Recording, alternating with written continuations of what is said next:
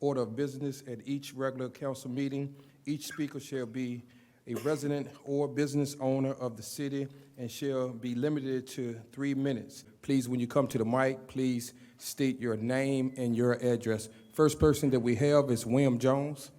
William Jones. I'm here to follow up on a previous visit when I was here. I'm glad I came tonight.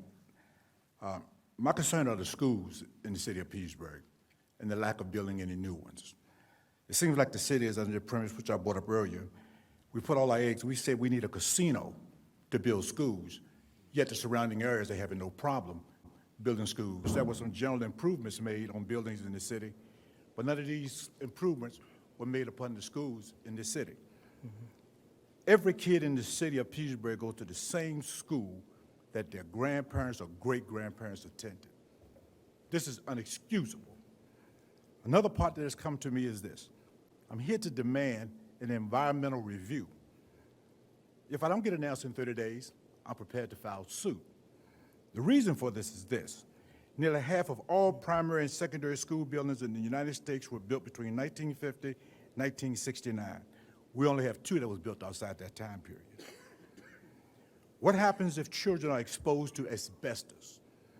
When asbestos fibers are inhaled, they can cause chronic health problems to the lungs, throat, gastrointestinal tract, including a rare type of chest cancer called mesothelioma that can occur as long as 5 decades after asbestos exposure.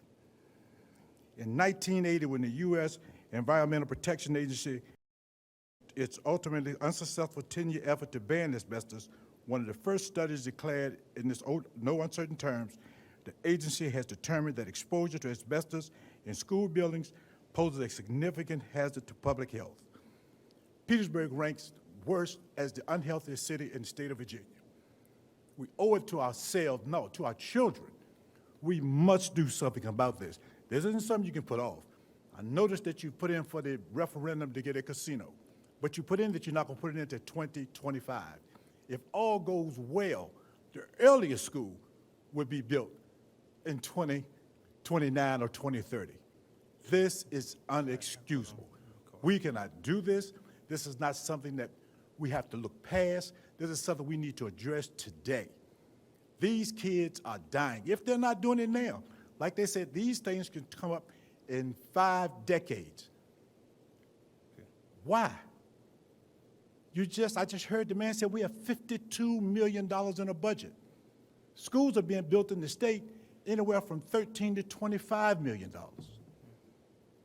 Tell me why. But I tell you what, 30 days, if I don't get an answer, I've contacted ACLU, I'm going to demand an environmental review. I'm not going to leave it up to you. And one thing I believe, one of the main reasons, only one of you, and I don't think any of the department heads in the city, has a kid that attends Petersburg Public Schools. Thank you for your time. Mr. Jones. You come back up. The city manager, he wants to address some comments right quick.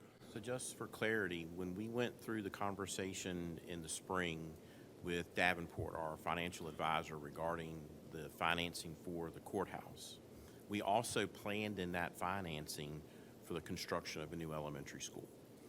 We have met with the schools on one meeting so far, the construction committee, to plan a new elementary school in the city. So we're moving forward to address the issues of schools in the city. It's not dependent upon the casino. We already have the ability to do the financing without having to raise the tax rate. So we're moving through that process. We've actually previously submitted a application for the literary loan to the state to finance the school, and the schools have applied for and received a grant from the state for planning and development and construction of the school. So we're moving forward in that direction. May I just ask one follow-up question, just one? Yes, go ahead. We typically don't do this, but he wants you. This is yeah, real but that's quick. fine. That's fine. I understand what you're saying. Yeah. But we found money to build a garage that no cars are parked in. No cars. So we can't do that. I didn't know it was this bad. We're having kids that are going to go to school tomorrow that are going to be exposed to asbestos fibers and water and lead pipes. So the urgency is there. I appreciate what you're saying, but when it comes to children, it should not be something that's put off as secondary or tertiary.